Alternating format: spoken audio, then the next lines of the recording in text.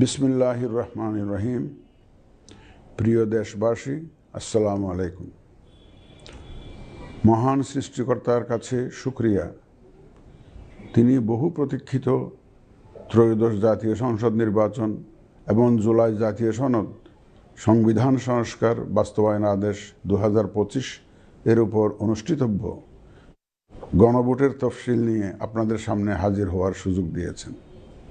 বক্তব্যের শুরুতে মহান বিজয় দিবসের প্রাক্কালে দেশবাসীকে জানাই অগ্রিম শুভেচ্ছা। মহান মুক্তিযুদ্ধে শহীদদের প্রতি জানাচ্ছি বিনম্র শ্রদ্ধা এবং তাদের আত্মার মাগফিরাত কামনা করছি। একই সাথে জুলাই আগস্ট 2024-এর ছাত্র গণ অভ্যুত্থানে শহীদদের স্মৃতির প্রতি জানাচ্ছি আমার শ্রদ্ধা এবং তাদের আত্মার শান্তির জন্য দোয়া করছি।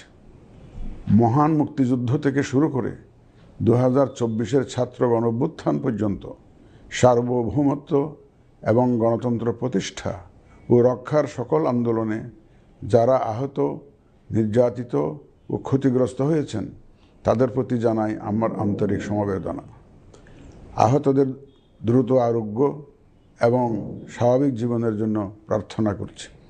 প্রিয় দেশবাসী, জাতি হিসেবে আমাদের অমোঘ শক্তি হচ্ছে স্বাধীনতা, সার্বভৌমত্ব ও গণতন্ত্রের জন্য আমাদের ভালোবাসা ও আত্মত্যাগ। জাতির প্রত্যাশাকে ধারণ করে আমাদের সংবিধান রাষ্ট্রের উপর জনগণের একচ্ছত্র মালিকানা নিশ্চিত করেছে। জনগণের প্রতিনিধিত্বশীল মালিকানা প্রতিষ্ঠার একমাত্র পথ হচ্ছে নির্বাচন। দুঃখজনক হলেও সত্য যে মানসম্মত নির্বাচনের অনুপস্থিতি প্রায়শই আমাদের ঐতিহ্য এবং সামষ্টিক প্রত্যাশাকে ম্লান করেছে। এমনই এক প্রেক্ষাপটে 2024-এর গণ অভ্যুত্থান সংঘটিত হয়েছে। আমাদের ভাই বোন সন্তানদের রক্তের উপর দাঁড়িয়ে আমাদের অঙ্গীকার হচ্ছে একটি সুষ্ঠু ও সুন্দর নির্বাচন অনুষ্ঠান, যা জাতি হিসাবে আমাদের প্রত্যাশা পূরণ করবে এবং বিশ্ব দরবারে আমাদের ভাবমূর্তি উজ্জ্বল করবে। আমার দৃঢ় বিশ্বাস আপনারা একই প্রত্যাশা ধারণ করেন এবং একই অঙ্গীকারে অঙ্গীকারাবদ্ধ। প্রিয় দেশবাসী, সুষ্ঠু ও গ্রহণযোগ্য নির্বাচনের লক্ষ্যে গত এক বছরে আমরা বেশ কিছু গুরুত্বপূর্ণ কাজ সম্পাদন করেছি। একটি স্বচ্ছ নির্বাচনের পূর্বশর্ত হচ্ছে একটি নির্ভুল, পূর্ণাঙ্গ ও স্বচ্ছ ভোটার তালিকা। আমরা শুরুতেই এই কাজে হাত দিই।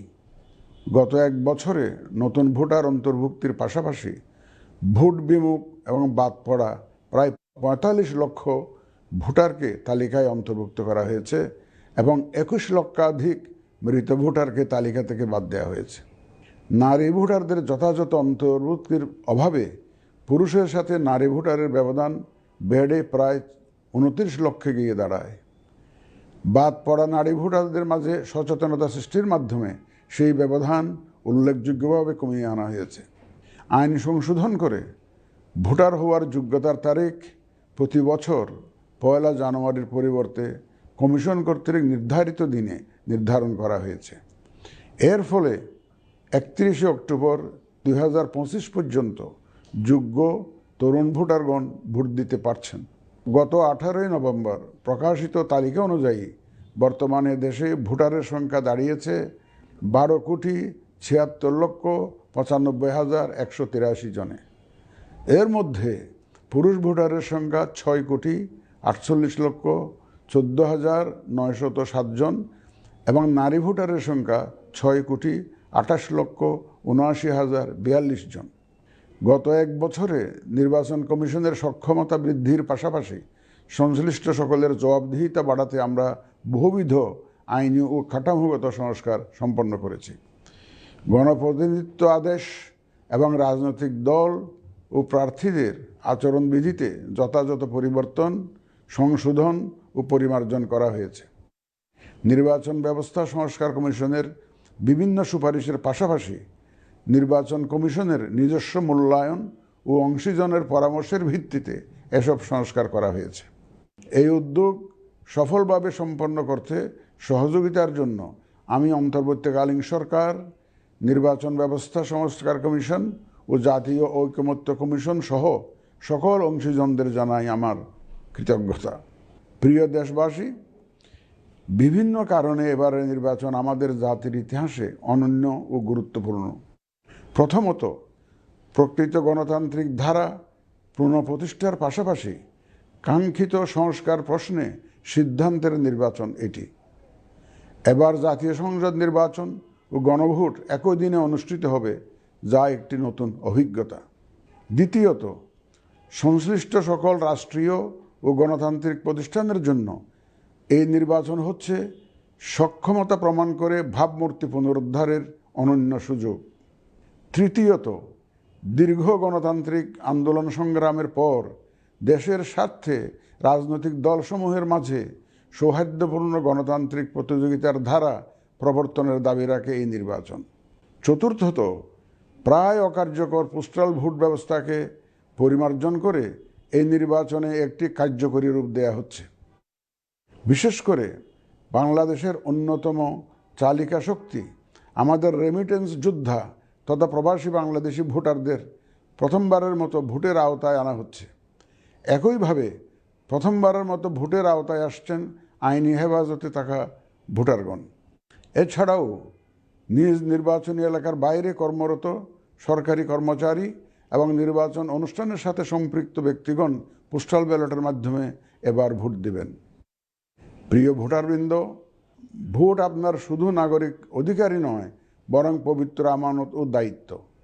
এই দায়িত্ব সচেতনভাবে আপনারা পালন করবেন, এ আমার বিশ্বাস। যে কোনো ভয়ভীতি, প্রলোভন, প্রবঞ্চনা এবং সীমাবদ্ধতার ঊর্ধ্বে উঠে নিঃসংকোচে আপনাদের ভোটাধিকার প্রয়োগ করুন। আপনাদের নিরাপদ ও উৎসবমুখর অংশগ্রহণ নিশ্চিতকল্পে সংশ্লিষ্ট সকল প্রতিষ্ঠান ও বাহিনী কাজ করবে। ধর্ম, গোত্র, গোষ্ঠী, লিঙ্গ নির্বিশেষে সকলে এই আনন্দ আয়োজনে অংশগ্রহণ করুন। পরিবারের প্রতিবন্ধী, বয়স্ক ও সন্তান সম্ভবা মা সহ সকলকে নিয়ে ভোট দিতে আসুন। আমি আশা করি আপনাদের স্বতঃস্ফূর্ত অংশগ্রহণের মাধ্যমে ভোটের অনুষ্ঠান উৎসবে রূপ নেবে।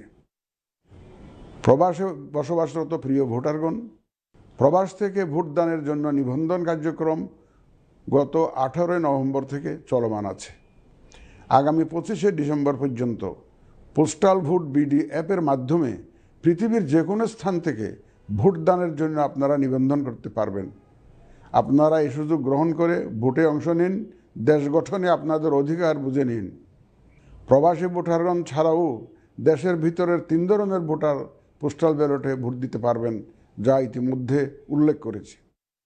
প্রবাসী ভোটারগণের পাশাপাশি এই 3 ধরনের ভোটারগণ আগামীকাল থেকে শুরু করে আগামী 25 ডিসেম্বর 2025 পর্যন্ত পোস্টাল ভোট বিডি অ্যাপের মাধ্যমে এবং নির্ধারিত পদ্ধতিতে পোস্টাল ভোটের জন্য নিবন্ধন করতে পারবেন।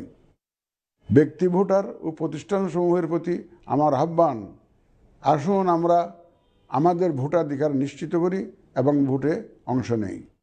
প্রিয় দেশবাসী, বর্তমান সময়ে সামাজিক যোগাযোগ মাধ্যমে বিভিন্ন বিভ্রান্তিমূলক তথ্য ছড়ানো হয়ে থাকে। বিশেষ করে কৃত্রিম বুদ্ধিমত্তা ব্যবহার করে অসত্য তথ্য ও অপতথ্যের বিস্তার দিনকে দিন বেড়ে চলেছে।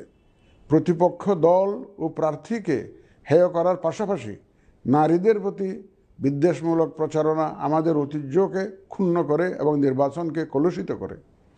দেশের প্রচলিত আইন অনুযায়ী এসব রোধে প্রয়োজনীয় ব্যবস্থা গ্রহণ করা হবে। আপনাদের প্রতি আমার বিশেষ অনুরোধ, অসত্য এবং অসৎ উদ্দেশ্যে প্রচারিত কোনো তথ্যে কান দিবেন না, গ্রহণ করবেন না। মনে রাখবেন, অসত্য তথ্য শেয়ার করাও শাস্তিযোগ্য অপরাধ। আমি এবার নির্বাচনে অংশগ্রহণে ইচ্ছুক প্রার্থী এবং দলসমূহের প্রতি 2-1টি কথা বলতে চাই। আসুন আমরা আচরণবিধি মেনে একটি শান্তিপূর্ণ ও উৎসবমুখর নির্বাচন নিশ্চিত করি। শান্তিপূর্ণ সহাবস্থান এবং পারস্পরিক শ্রদ্ধা নিশ্চিত করে ভোটারদের বিশ্বাস ও আস্থা অর্জনই হোক আপনাদের লক্ষ্য। নির্বাচনে দায়িত্ব পালনকারী প্রিয় সহকর্মীবৃন্দ, নির্বাচন কমিশন স্বচ্ছতা, নিরপেক্ষতা এবং দৃঢ়তার সাথে দায়িত্ব পালনে বদ্ধপরিকর। কমিশনের অংশ হিসাবে আপনারা নির্ভয়ে সততা ও নিরপেক্ষতার সাথে দায়িত্ব পালন করবেন। মনে রাখবেন, এ ব্যাপারে কোনো শিথিলতা বা গাফিলতি সহ্য করা হবে না। একটি সুন্দর ও গ্রহণযোগ্য নির্বাচন অনুষ্ঠানে সংবাদ মাধ্যম ও পর্যবেক্ষক সংস্থার সহকর্মীদের ভূমিকা অপরিসীম।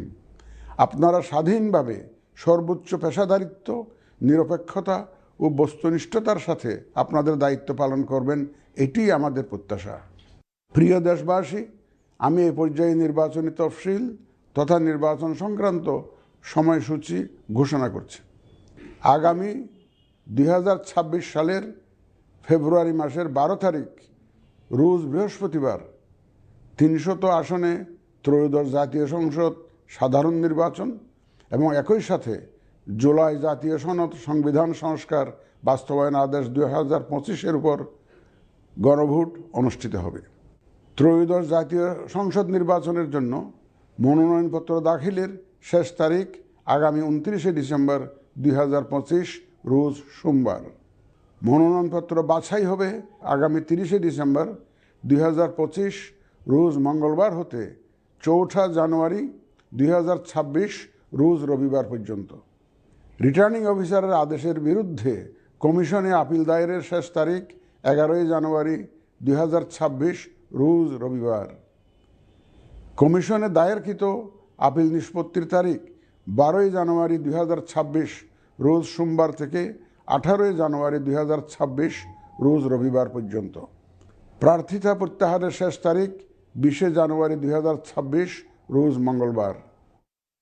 রিটার্নিং অফিসার কর্তৃক চূড়ান্ত প্রার্থী তালিকা প্রকাশ ও প্রতীক বরাদ্দ 21 জানুয়ারি 2026 তারিখ রোজ বুধবার। নির্বাচনী প্রচারণা চলবে 22 জানুয়ারি 2026 রোজ বৃহস্পতিবার হতে ভোট গ্রহণ শুরুর 48 ঘন্টা আগ পর্যন্ত তথা আগামী 10 ফেব্রুয়ারি 2026 রোজ মঙ্গলবার সকাল 7:30 পর্যন্ত। ভোট গ্রহণ হবে 2026 সালের ফেব্রুয়ারি মাসের 12 তারিখ রোজ বৃহস্পতিবার। নির্বাচন প্রক্রিয়ায় সকল রাজনৈতিক দল ও প্রতিদ্বন্দ্বী প্রার্থী সহ ভোটারদের আন্তরিক অংশগ্রহণ ও সক্রিয় সহযোগিতা কামনা করছি। সকলের প্রতি আমার আহ্বান, আসন্ন ত্রয়োদশ জাতীয় সংসদ নির্বাচন ও গণভোট সফল করে আমাদের গণতান্ত্রিক অগ্রযাত্রায় ঐতিহাসিক ভূমিকা রাখুন। মহান আল্লাহ আমাদের সহায় হন।